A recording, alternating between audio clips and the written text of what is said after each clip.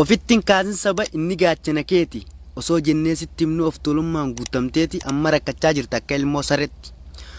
Oromoon saba guddaa hirkattummaa maaltu fide maqaa gaariidha qabnaa eenyu siingee dhibdee bilsiginnaa jettee dhukkuba nutti fiddee sabaa sablammiiwwan hunda ummata garaa gubdee osoo akka jalqabaa akka afaanii goote silaa dubbii waa tolte kijiba kee guddina addunyaatu sobame faayirrazuu namuun beeynin addunyaa hunda faalte eenyuuf eenyu walitti dabaluuf deemta Oromoo fi Amaaraa seenaa hin beektu malee barjarri nu goote daaraa sanyii dhabamsiifna jetteetii walii galte hojii waaqaati malee Oromoon silaa yoom takkaafte Oromoo dhabamsiisuuf gargaarsa barbaadanii hedduu itti milkoofne Awurooppaallee faasanii seenaa osoo beekte bilsiginnaa hin fiddu silaa seenaa beekte ofii fiduu miti kan fidu jalaa diddu.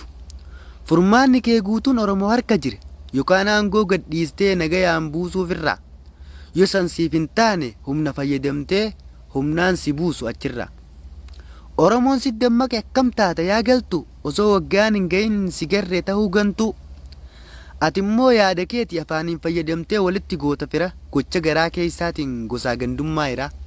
Hin jiru akkisan Oromoo irratti doorsisaa fi gidiraa kan jaarraa darbaniitu irraa hafee lubbuudhaan jira. Kumaatama dhaloota ajjeeftee dhaadattes Oromoon dhalandhaamne dhalootaan darbaa deema seenaa darbe dagatte yaa Rabbi nu cinaa dhaabbadhu atummaan nu gargaari ummata sammuun qabne kan keessi isaanii furrii. Oromoo yeroo hunda haqasaaf lola ofirraa eegaa turii sabaa sablammii tolaa yoo nuti hin falmanne haqa keenya alagaan dhufee lolee nuuf deebisaa qabeenya. Kanaaf dhugaadhaan dhumne haqa keenya falmanne ammaas taanaan ni lolla hanga lubbuun hin cinne.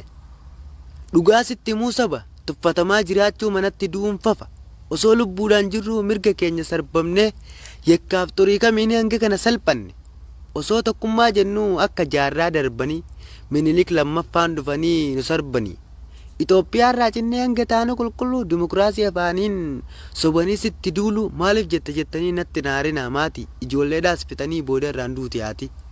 Osoo laaltee gartuu ija kee duratti ajjeesu dimokiraasii afaanii tolchanis fakkeessu sammuu kamiin fudhanna osoo agarruu dhugaa warra qarshiin sobames dantaadhaaf jedheen mugaa.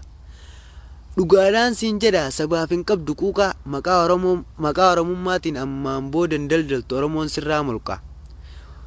Gochaan eenyu fakkaachaa falmatta Oromummaa hangi daleegde guutuun gochi kan kee gandummaa. Addaan qoqqooduuf jettee Harargee koo ajjeesaa Arsii koos keessa deemtee amantiidhaan faalleessaa sheekiif qeensi ajjeesuun ummata burjaajeessaa hin milkooftu akkanatti jaarraan akkasii darbee kaleessa. Yaa wallaaltuu dhagaye wayiin sitti dhaammaddaa Oromoon addaan bare qoqqoodamiinsa gandaatiif jaarmaya abbaa garee hin fidduumaa itti yaadiin gonkumaa qeerroo kan du'es awwaalachaa kan jirus falmachaa qabsoo dhooytu godhaa diinaa aangoorraa fonqolchaa yaanni koo harraaf gayaa sheer godhaa waliin gayaa.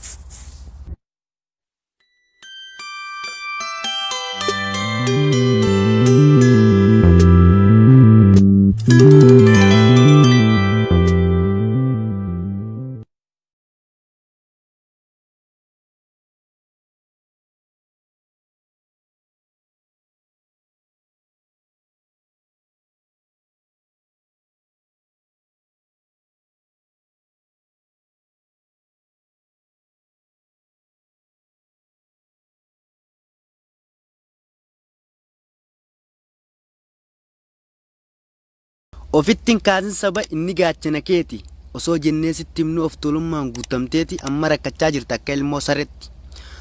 Oromoon saba guddaa hirkattummaa maaltu fide maqaa gaariidha qabnaa eenyu siingee dhibdee bilsiginnaa jettee dhukkuba nutti fiddee sabaa sablammiiwwan hunda ummata garaa gubdee osoo akka jalqabaa akka afaanii goote silaa dubbii waa tolte kijiba kee guddina addunyaatu sobame faayirrazuu namuun beeynin addunyaa hunda faalte eenyuuf eenyu walitti dabaluuf deemta Oromoo fi Amaaraa seenaa hin beektu malee barjarri nu goote daaraa sanyii dhabamsiifna jetteetii walii galte hojii waaqaati malee Oromoon silaa yoom takkaafte Oromoo dhabamsiisuuf gargaarsa barbaadanii hedduu itti milkoofne Awurooppaallee faasanii seenaa osoo beekte bilsiginnaa hin fiddu silaa seenaa beekte ofii fiduu miti kan fidu jalaa diddu. Furmaanni kee guutuun Oromoo harka jire yookaan aangoo gadhiistee nagayaan buusuuf irraa yoo san siif hin taane humna fayyadamtee humnaan si buusu achirraa. Oromoon si dammaqe akkam taata yaa galtu osoo waggaan hin gahin si garree ta'uu gantu Ati immoo yaada keetii afaaniin fayyadamtee walitti goota fira gocha garaa keessaatiin gosaa gandummaa jira. Hin jiru akkisan Oromoo irratti doorsisaa fi gidiraa kan jaarraa darbaniitu irraa hafee lubbuudhaan jira. Kumaatama dhaloota ajjeeftee dhaadattes Oromoon dhalandhaamne dhalootaan darbaa deema seenaa darbe dagatte. Yaa Rabbi nu cinaa dhaabbadhu atummaan nu gargaari ummata sammuu hin qabne kan keessi isaanii furri. Oromoo yeroo hunda haqasaaf lola ofirraa eegaa turii sabaa sablammii tolaa. Yoo nuti hin falmanne haqa keenya alagaan dhufee lolee nuuf deebisaa qabeenya. Kanaaf dhugaadhaan dhumne haqa keenya falmanne ammaas taanaan ni lolla hanga lubbuun hin cinne. Dhugaa sitti himuu saba tuffatamaa jiraachuu manatti du'uun fafa. Osoo lubbuudhaan jirru mirga keenya sarbamne yakkaaf xurii kamiin hanga kana salphanne. Osoo tokkummaa jennu akka jaarraa darbanii Minilik lammaffaan dhufanii nu sarbanii. Itoophiyaa irraa cinnee hanga taanu qulqulluu dimokiraasii afaaniin sobanii sitti duulu maaliif jettanii natti naarina maati ijoolleedhaas fitanii booda irraan duuti haati. Osoo laaltee gartuu ija kee duratti ajjeesu dimokiraasii afaanii tolchanis fakkeessu sammuu kamiin fudhanna osoo agarruu dhugaa warra qarshiin sobames dantaadhaaf jedheen mugaa. Dhugaadhaan siin jedha sabaaf hin qabdu quuqaa maqaa oromummaatiin ammaan booda daldaltu Oromoon sirraa mulqa. Gochaan eenyu fakkaachaa falmatta Oromummaa hangi daleegde guutuun gochi kan kee gandummaa. Addaan qoqqooduuf jettee Harargee koo ajjeesaa Arsii koos keessa deemtee amantiidhaan faalleessaa. Sheekiif qeensi ajjeesuun uummata burjaajeessaa hin milkooftu akkanatti jaarraan akkasii darbee kaleessa. Yaa wallaaltuu dhagaye wayiin sitti dhaammaddaa Oromoon addaan bare qoqqoodamiinsa gandaatiif jaarmaya abbaa garee.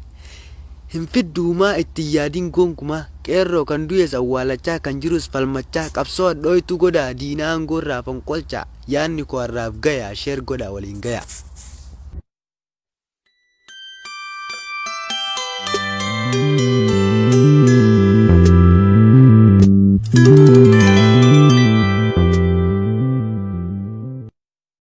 Ofittiin kaasin saba inni gaachana keeti. Osoo jennee sitti himnu of tolummaan guutamteeti amma rakkachaa jirta akka ilmoo sareetti. Oromoon saba guddaa hirkattummaa maaltu fide maqaa gaariidha qabnaa eenyu siingee dhibdee bilsiginnaa jettee dhukkuba nutti fiddee sabaa sablammiiwwan hunda uummata garaa gubdee. Osoo akka jalqabaa akka afaanii goote silaa dubbii waa tolte kijiba kee guddina addunyaatu sobame faayirrazuu namuun beeynen addunyaa hunda faalte. Eenyuuf eenyu walitti dabaluuf deemta Oromoo fi Amaaraa seenaa hin beektu malee barjarri nu gootee daaraa. Sanyii dhabamsiifna jetteetii walii galte hojii waaqaati malee Oromoon silaa yoom takkaafte. Oromoo dhabamsiisuuf gargaarsa barbaadanii hedduu ittiin milkoofne Awurooppaallee faarsanii. Seenaa osoo beekte bilsiginnaa hin fiddu silaa seenaa beekte ofii fiduu miti kan fidu jalaa diddu. Furmaanni kee guutuun Oromoo harka jire yookaan aangoo gadhiistee nagayaan buusuuf irraa. Yoo san siif hin taane humna fayyadamtee humnaan si buusu achirraa. Oromoon si dammaqe akkam taata yaa galtu osoo waggaan hin gahin si garree ta'uu gantu. Ati immoo yaada keetii afaaniin fayyadamtee walitti goota fira gocha garaa keessaatiin gosaa gandummaa jira. Hin jiru akkisan Oromoo irratti doorsisaa fi gidiraa kan jaarraa darbaniitu irraa hafee lubbuudhaan jira. Kumaatama dhaloota ajjeeftee dhaadattes Oromoon dhalandhaamne dhalootaan darbaa deema seenaa darbe dagatte. Yaa Rabbi nu cinaa dhaabbadhu atummaan nu gargaari ummata sammuu hin qabne kan keessi isaanii furri. Oromoo yeroo hunda haqasaaf lola ofirraa eegaa turii sabaa sablammii tolaa. Yoo nuti hin falmanne haqa keenya alagaan dhufee lolee nuuf deebisaa qabeenya.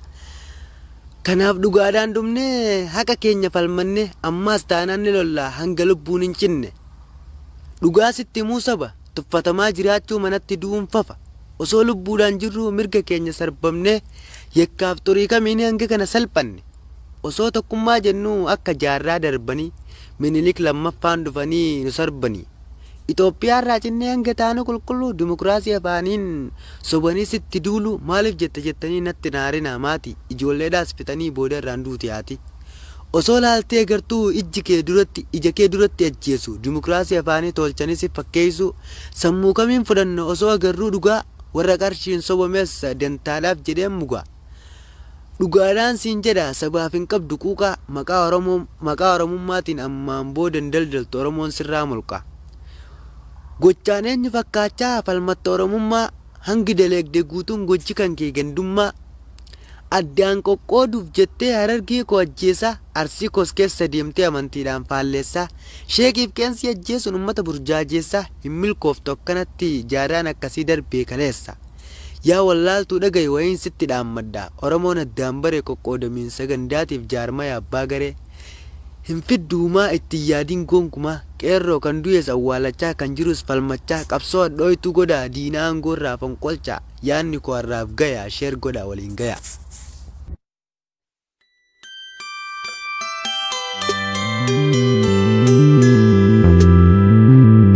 Mm-hmm.